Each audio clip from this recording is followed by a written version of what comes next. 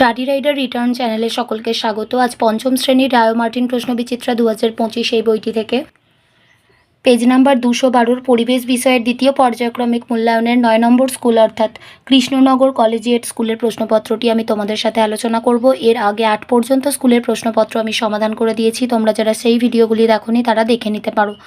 তো চলো শুরু করা যাক। একের দাগে রয়েছে শূন্যস্থান পূরণ করো। 1. পুরুলিয়া জেলা পশ্চিমবঙ্গের মালভূমি অঞ্চলের অন্তর্গত। 2. বাঁকুড়ার চারিদিকে শাল গাছের জঙ্গল। 3. নিত্যবহ নদী বরফের জলে পুষ্ট। 4. বঙ্গভঙ্গের পরিকল্পনা করা হয়েছিল 1905 সালে। 5. সুন্দরবনের পশ্চিমবঙ্গের অংশটায় 102টি দ্বীপ আছে।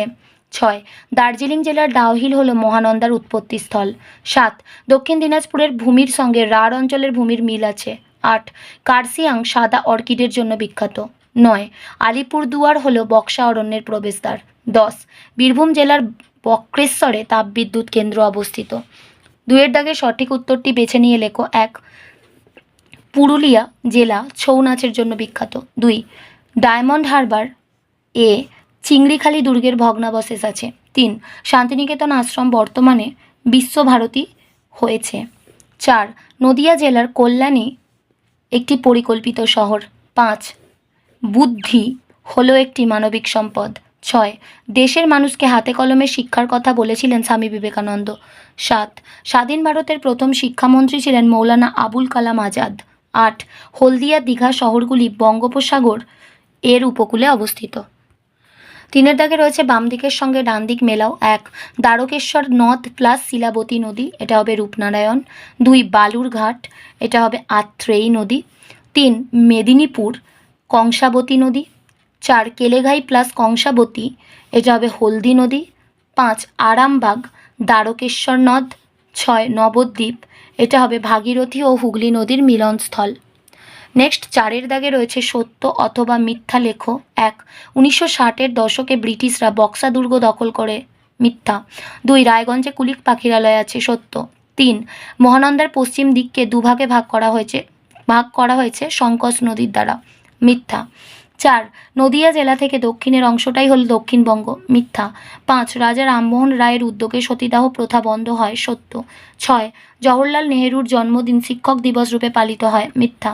5 দাগে নিচের প্রশ্নগুলির অতি সংক্ষিপ্ত উত্তর দাও। 1. ডিভিসি তৈরির উদ্দেশ্য কী ছিল? ডিভিসি তৈরির প্রধান উদ্দেশ্য ছিল বন্যা বন্ধ করা। জিওল মাছ কি? উদাহরণ দাও। যেসব মাছ কাদাময় কম অক্সিজেনযুক্ত জলে বসবাস করতে পারে এবং যারা অনেক সময় ধরে জল ছাড়া বেঁচে থাকতে পারে তাদের জিওল মাছ বলে, যেমন শিঙি, মাগুর ইত্যাদি। 3 প্রশ্নে রয়েছে স্কোয়াশ কি?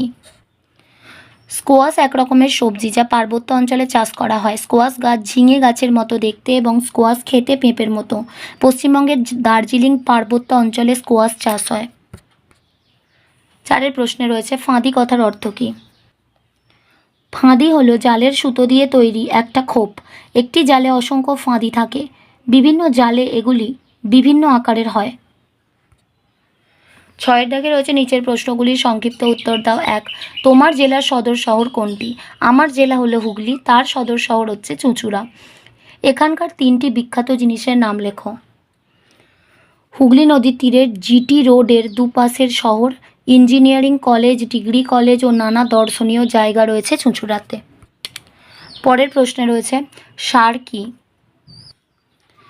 মাটির উর্বরা শক্তি বাড়িয়ে ফসল উৎপাদন বৃদ্ধি করার জন্য মাটিতে যেসব জৈব ও অজৈব উপাদান প্রয়োগ করা হয় তাকে সার বলে। একটি জৈব ও একটি অজৈব সারের নাম লেখো। জৈব সার গোবর সার, অজৈব সার হচ্ছে ইউরিয়া। 3. তরাই অঞ্চলে চা চাষ ভালো হয় কেন? চা চাষের জন্য জল দাঁড়ায় না এমন ঢালু জমি লাগে। এছাড়া আবহাওয়া ঠান্ডা থাকার দরকার হয়। তরাইয়ের একটা বিরাট অঞ্চল পর্বতের পাদদেশ থেকে সমতল ভূমি পর্যন্ত ঢালু, যেখানে জল দাঁড়ায় না, আবার খুব গরমও নয়। এই আবহাওয়ায় চা খুব ভালো হয়। পরের প্রশ্নে রয়েছে নিচের প্রশ্নের ব্যাখ্যামূলক উত্তর দাও। 1. সবুজ বিপ্লব কি? 1960-এর দশকে ভারতীয় কৃষিতে যে ব্যাপক উৎপাদন বৃদ্ধি ও আমূল পরিবর্তন ঘটে তাকে সবুজ বিপ্লব বলে। সবুজ বিপ্লব ঘটানোর জন্য কি কি পদক্ষেপ গ্রহণ করা হয়েছিল?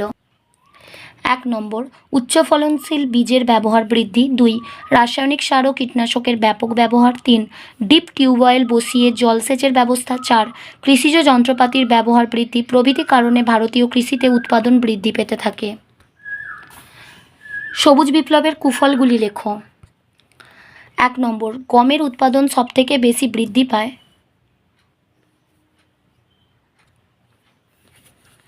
ধান, ডাল, তৈলবীজ প্রভৃতি প্রচুর পরিমাণে উৎপাদিত হয়। খাদ্যের আকাল কেটে যায়, কৃষকদের আয় বৃদ্ধি পায়। কিন্তু তার সত্ত্বেও এর যে কুফলগুলি ছিল সেগুলো হলো, সবুজ বিপ্লব ঘটার কিছুকাল পর থেকে এর কুফলগুলো বোঝা যেতে থাকে। যেমন 1, বেশি রাসায়নিক সার ব্যবহারের ফলে জমির উর্বরতা হ্রাস পায়। 2, রাসায়নিক কীটনাশকের ব্যবহারে জমির বন্ধু পোকারা মারা যায়। 3, ডিপ টিউবওয়েল দিয়ে অধিক জল তোলার ফলে মাটির নিচে জল সংকট দেখা যায়, অর্থাৎ জলের লেয়ারটা অনেক নিচে নেমে যায়। বহু ডিপ টিউবওয়েলে জল ওঠা বন্ধ হয়ে যায়। আজ এ পর্যন্তই। ভিডিওটি ভালো লাগলে অবশ্যই একটা লাইক দিও, আর পড়াশোনা সংক্রান্ত এরকম আরও গুরুত্বপূর্ণ ভিডিও পেতে বিনামূল্যে আমাদের চ্যানেলটি সাবস্ক্রাইব করে পাশে থাকা বেল আইকনটি প্রেস করো, আর বন্ধুদের সাথে শেয়ার করতে ভুলো না। ভালো থেকো, খুব তাড়াতাড়ি ফিরে আসবো নেক্সট ভিডিওতে। Thanks for watching.